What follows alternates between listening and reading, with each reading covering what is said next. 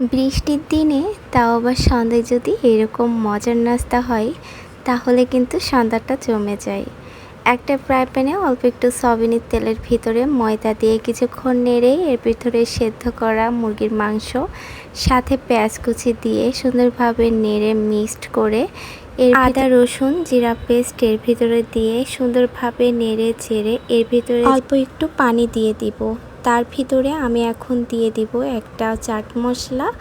এখন সুন্দরভাবে এটাকে মিক্সড করে এর ভিতরে অল্প মরিচের গুঁড়া লবণ দিয়ে দিব, কারণ আমি পরে একটু সয়া সস ইউজ করব যাতে লবণের ব্যালেন্সটা ঠিক হয়ে যায়। এখন যেটা করব সেটা হলো ফ্রোজেন পরাটা একটা ফ্রাই প্যান গরম করে এর ভিতরে যে পুরটা রেডি করেছিলাম এটা দিয়ে সুন্দরভাবে কাভার করে নিব। দেখতেই পাচ্ছেন আসলে ফ্রাই প্যানটা অনেক গরম ছিল, এজন্য আমি ভালো মতো শেপটা দিতে পারিনি, কিন্তু পরের গুলা শেপ আমি খুব সুন্দর করেই দিয়েছি।